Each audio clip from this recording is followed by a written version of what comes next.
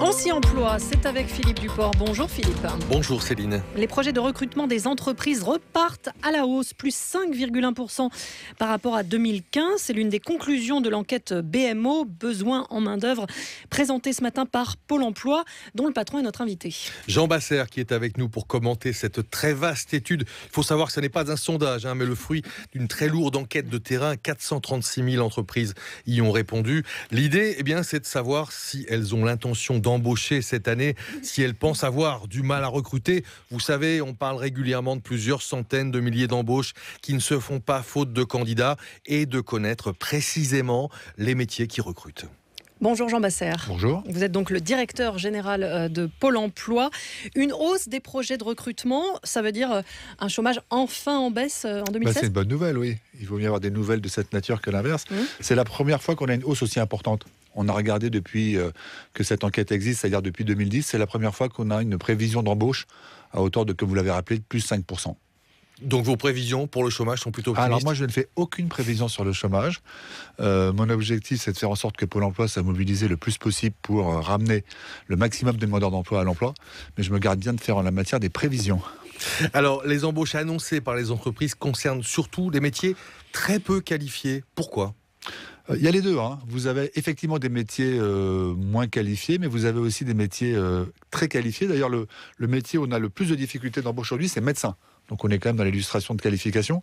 Et on a par exemple tout ce qui est ingénieur et informaticien, des recrutements dont les entreprises nous disent qu'ils seront difficiles. Mais vous avez qui raison. rentrent pour la première année dans le classement des métiers les plus difficiles à pourvoir. Exactement. Ces ingénieurs. Vous avez également des métiers industriels, tauliers, chaudronniers, mais vous avez raison de le signaler, des métiers non qualifiés, notamment autour du service à la personne, service aux personnes âgées notamment. Il y a des qualifications, mais c'est pas le même niveau de qualification qu'un ingénieur. Qu'est-ce que ça traduit, ça, à votre avis? C'est les ingénieurs en informatique qui rentrent pour la première fois dans le classement des métiers les plus recherchés. Qu'est-ce que ça traduit dans l'économie française? Ça témoigne du fait que le numérique est en train de prendre une place croissante dans l'économie française, qu'on a toujours des formations initiales qui ont un peu de mal à suivre le rythme du besoin, et donc on constate, c'est pas vraiment une surprise, que le numérique reste aujourd'hui un secteur où les besoins d'embauche sont forts et les qualifications plus rares. Jean Basser, vous évoquez dans l'enquête ces entreprises qui ont du mal à recruter. Un exemple rapporté hier par nos confrères de France Bleu Poitou et qui concerne Célio, une petite entreprise des Deux-Sèvres. Elle fabrique des meubles pour les paquebots.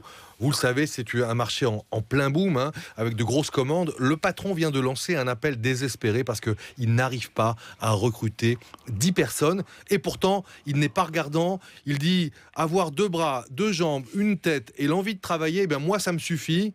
Cet exemple vous semble-t-il refléter la réalité des recrutements difficiles en France aujourd'hui ? Alors franchement, il faut absolument qu'il contacte Pôle emploi, si vous me laissez son numéro. Il l'a fait. Là, c'est pour moi un grand motif d'inquiétude, parce que si vraiment les besoins de qualification qu'il recherche sont aussi faibles que ceux que vous mentionnez, évidemment qu'on va trouver rapidement les demandeurs d'emploi, parce qu'en général, la difficulté qu'on a, c'est que les demandes supposent des qualifications qui ne sont pas immédiatement disponibles. Et notre rôle à nous, c'est d'une part d'offrir les qualifications à ceux qui ont besoin de ça pour trouver un emploi, et on a mis en place depuis l'année dernière 4200 conseillers qui sont spécialisés dans la relation entreprise. Il y en a également dans les Deux-Sèvres. Donc moi, je souhaite vraiment que le chef d'entreprise dont vous parlez puisse s'adresser à nous, parce que on va considérer comme absolument indispensable de traiter ce cas de figure, s'il est aussi simple que ce que vous m'indiquez, parce que l'expérience montre que quelquefois, des choses décrites comme simplement quand on rentre dans le détail sont un peu plus compliquées. Cela dit, on entend assez souvent des chômeurs nous dire Pôle emploi m'a jamais rien proposé, j'ai jamais rien trouvé grâce à eux. Mais je vais vous dire, c'est pas le rôle de Pôle emploi, je vais vous surprendre. Le rôle de Pôle emploi, c'est pas de proposer un emploi, c'est d'aider un demandeur d'emploi à en trouver un, c'est-à-dire lui donner les techniques de recherche d'emploi, analyser sa capacité, ses compétences au regard du marché du travail. Parce que trouver une offre d'emploi, toutes les offres d'emploi qu'on a, elles sont sur pôle emploi.fr. Donc il suffit d'aller sur ce site, le conseiller n'a pas des offres cachées, et donc toutes nos offres d'emploi, elles sont disponibles. Donc le métier d'un conseiller, c'est pas d'aller devant un demandeur d'emploi, de taper sur un écran pour obtenir quelque chose que le demandeur d'emploi aurait directement. C'est un travail plus en profondeur. Qu'ils font ou pas, les conseillers ? Qu'ils font, c'est-à-dire que l'objectif qui est le nôtre, et on transforme beaucoup Pôle emploi dans cet objectif, c'est d'aider les demandeurs d'emploi à réfléchir à leur projet professionnel. C'est pour ça d'ailleurs que tous les après-midi désormais sont consacrés à des rendez-vous pour affiner ce projet professionnel. On ne peut pas, Jean Basser, ne pas vous poser la question, à vous, le patron de Pôle emploi, c'est en plein dans l'actualité. La loi travail vous paraît-elle à même de faire baisser le chômage en France ? Écoutez, moi, encore une fois, je ne fais pas de pronostic, j'ai juste une remarque de bon sens. Au niveau de chômage qui est le nôtre, je ne peux pas imaginer qu'il n'y ait pas des solutions nouvelles à mettre en place. Votre enquête se focalise sur les embauches, mais c'est une photographie de l'économie française. Qu'est-ce qu'elle dit, cette photographie de l'économie française en 2016 ? Est-ce que sa santé s'améliore ? Oui, je crois que la santé s'améliore, c'est les perspectives de recrutement qui le montrent. Ça nous dit également qu'on a des différences géographiques assez fortes. Les agglomérations, la façade atlantique, le sud-est sont des zones où on recrute plus. Et on voit bien qu'il y a des dynamismes territoriaux très différents. Après, on a devant nous un challenge qui est important, c'est d'augmenter les qualifications des demandeurs d'emploi. Vous savez, c'est ça qui fait la différence avec d'autres pays européens. Les chômeurs en France sont moins qualifiés qu'ailleurs. Et c'est une vraie difficulté pour retrouver un travail. Jean Basser, merci beaucoup d'être venu dans le studio de France Info, directeur général de Pôle emploi. À demain, Philippe Duport.